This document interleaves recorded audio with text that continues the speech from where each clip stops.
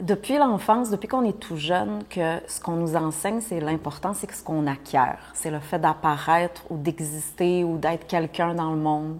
Ça veut dire avoir certains diplômes ou apprendre un métier ou apprendre certaines méthodes, techniques, éventuellement même pour prendre soin de soi, ça veut dire une approche de yoga ou de pilates. Mais avec toute cette connaissance-là qu'on a acquise, pourtant, on ne nous a jamais appris à vivre. On n'a jamais reçu cette éducation-là ou les bases ou les fondations de la vie pour se comprendre, pour simplement être un humain fonctionnel, pour savoir comment fonctionner dans le monde, pour comprendre ce monde-là interne qui nous habite. Donc, généralement, on est terrifié. Puis pour savoir écouter notre corps, donc savoir reconnaître nos réels besoins puis nos limites. Et pourtant, c'est ça qu'on aurait eu besoin de nous enseigner depuis l'âge 0. Parce que c'est ça notre véritable besoin, qui est criant, qui est vraiment profond et qui fait qu'on se retrouve dans la situation dans laquelle on se retrouve actuellement. Et on met tellement d'importance à l'apparence externe, à l'image qu'on va projeter, à comment les autres nous perçoivent, aux compétences qu'on peut avoir, à notre expérience, aux preuves matérielles de réussite ou le fait d'avoir des beaux enfants. Et on admire généralement aussi les gens qui ont des parcours impressionnants ou qui ont des CV qui sont étoffés, et ça, incluant dans l'univers du développement personnel. On va dire, j'ai fait un séminaire avec so-and-so, où j'ai lu le livre où je suis moi-même thérapeute en relation d'aide, comme si le fait d'avoir un titre, finalement, me donnait la légitimité d'exister. Et que sans ça, je suis un imposteur, et que j'ai pas de valeur au-delà de celui-ci. Parce qu'en fait, on ne connaît pas notre valeur au-delà de nos rôles ou de nos titres. Et on confond souvent le fait d'être quelqu'un dans le monde avec le fait d'avoir une forme d'intelligence ou un savoir-vivre ou une connaissance qui est réelle. Et notre conception de la réussite est presque toujours extérieure. Le fait de réussir sa vie, là, ça va être le fait d'avoir un métier qui est stable, le fait d'avoir une famille ou le fait d'être quelqu'un ou avoir une passion. Ou alors, on va prétendre être au-delà de tout ceci parce qu'on ne veut pas être confronté au sentiment d'échec ou à nos désirs qui poussent ou le fait de se comparer aux autres. Et souvent, quand on est particulièrement profond, de type profond, on va s'identifier plus sur le fait d'être spirituel, mais ça va revenir au même. Parce qu'au bout du compte, on est rempli de concepts externes de ce qu'on croit qu'il devrait être. Et cette manière-là d'aborder la vie, finalement, nous coupe de l'essentiel. Ça va nous couper de notre relation directe avec soi-même et de notre relation à la vie elle-même au-delà des concepts. Et on le voit de plus en plus clairement, là, malgré les signes externes de succès, peu importe à quel niveau, peu importe ce qu'on a pu accomplir, il y a tellement de gens qui sont épuisés, qui sont vidés, qui se sentent dépassés, sans direction, puis qui sont en état de surcharge interne. Et pourtant, on fait tout ce qu'il faut, mais on se sent vidé, on se sent fragmenté ou divisé. Puis il y a ce sentiment-là que justement, malgré tous nos efforts, bien, finalement, c'est jamais assez et qu'on nous en demande toujours plus. Et on se met généralement à chercher encore plus loin à ce moment-là, à se convaincre qu'on va y arriver, que la prochaine fois, ça va être la bonne, que tu es capable.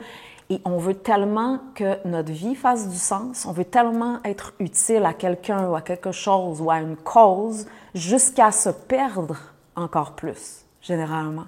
Et avec le temps, finalement, on s'épuise, on se trouve vidé et on se compromet constamment, on se met constamment dans des situations compromettantes et finalement, on s'endette intérieurement sans même le savoir. Et vient un temps où j'ai besoin de réaliser qu'en fait, je ne peux pas continuer comme je le fais jusqu'à présent, là, que ça ne fonctionne pas, que je fonce directement dans un mur et que j'ai besoin d'un moment, d'un espace qui est protégé pour expirer, pour pouvoir me déposer en moi-même, souvent pour la première fois de ma vie, et à ce moment-là, récupérer, parce qu'il y en a vraiment beaucoup à récupérer, là. Et de là, petit à petit, me rappeler, me reconnecter à qui je suis au-delà de tout ceci. Et si vous saviez le nombre de femmes avec qui je travaille qui ont coché à peu près toutes les cases de ce qu'elles croyaient être le succès ou ce qu'elles souhaitaient, ou plusieurs de ces cases-là, mais pourtant elles ne savent plus pourquoi elles se réveillent le matin et certaines même n'arrivent plus à se réveiller, à se lever du lit le matin. Et c'est pas par faute d'essayer, puis c'est pas par faute de se convaincre que ça va bien aller. Et ce que je remarque, c'est qu'en fait, elles n'ont jamais eu la permission, le droit d'exister pour elles-mêmes. Cet espace-là où pour se ressentir, ralentir, voire même s'arrêter pour pouvoir entendre ce qui est présent en elles, puis pouvoir éventuellement faire un véritable choix pour elles-mêmes. Et c'est exactement pour ça que Retrouver sa voix existe, parce que le système dans lequel on vit nous pousse à être fonctionnel socialement, mais pas à être vivante. Il nous apprend à nous adapter constamment, à survivre, puis Dieu sait combien on a des capacités d'adaptation là, qui sont immenses, souvent même à notre propre détriment, mais pas à entendre ce que la vie essaie véritablement de nous dire à l'intérieur, là, ce cri-là qui est interne, qui est profond, qui devient généralement de plus en plus fort avec le temps, qui devient même éventuellement impossible à taire. Et donc, ce fonctionnement-là, dans lequel on a appris à opérer, qui est à l'envers, nous coupe finalement de l'essentiel, nous coupe de cette réelle nourriture-là dont on a besoin et nous coupe de notre vérité intérieure. C'est une vérité qui est sensible généralement et que d'ailleurs on a très souvent essayé de fuir à tout prix, de toutes sortes de différentes façons. Et retrouver sa voix, c'est une réponse à cette urgence-là viscérale de retour à soi. Et c'est un lieu où j'ai pas besoin de m'en rajouter davantage, où on va pas m'en demander plus, mais que je peux finalement enfin apprendre à vivre. Pas à partir du mental, pas en rajoutant plus de concepts externes ou en essayant de rentrer dans un moule, mais directement à travers mon propre corps. C'est une invitation donc à se ressentir puis à finalement avoir l'espace pour digérer. Parce qu'on a vécu tellement de différentes choses qui n'ont pas eu la chance d'être intégrées. Et de petit à petit revenir à ce que je ressens, à pourquoi je le ressens, puis réaliser qu'en fait, il n'y a rien qui cloche avec ce que je porte, que même mon anxiété, par exemple, qui peut être dans le chemin, finalement me pointe constamment à ce que j'ai mis de côté ou ce qui n'a jamais eu la chance d'exister ou d'être et qui attend juste d'être entendu.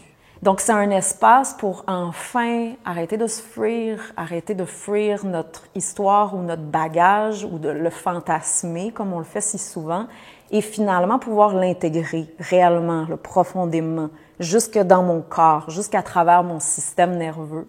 Et c'est un espace finalement pour recontacter à ce qui est profondément humain en soi, ce qui est intact, ce qui est vivant mais qui a été oublié.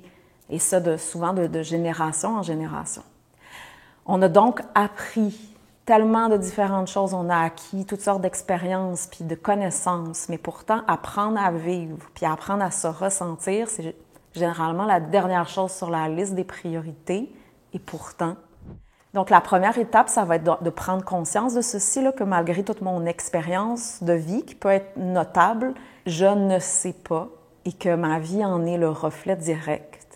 Et ensuite, entendre ce besoin-là qui est profond, de me donner enfin la chance d'apprendre, de redécouvrir la vie, là, au-delà des concepts, de découvrir comment elle fonctionne la vie, comment je fonctionne en tant qu'humain directement dans mon corps, comment je suis censée opérer dans le monde à travers les relations, etc. En fait, c'est devenir un ou une étudiante de la vie, ce qu'on n'a généralement pas eu la chance d'être véritablement. Et comment y parvenir?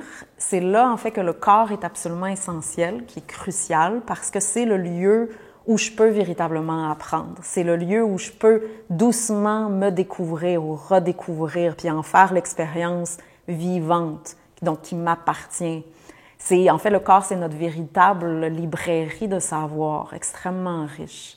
Et bien entendu, le fait d'entrer dans le corps, dans mon corps, puis d'entrer en relation, et ce chemin-ci, c'est pas une autre solution miracle ou une pilule magique. Ça s'approfondit dans le temps, ça se développe, ça se bâtit, et ça demande en fait de prendre ce temps-là que généralement on s'est jamais donné. Et l'objectif, c'est pas de devenir quelqu'un d'autre. C'est en fait au contraire de revenir puis d'apprendre à m'incarner, puis apprendre à habiter ce que j'ai toujours été, en fait, mais que je connais peu ou pas, ou si peu. Donc, si ça vous parle, si ça résonne profondément avec vous, c'est ça, en fait, l'essence même de retrouver sa voix, c'est d'apprendre et de développer par et pour vous-même.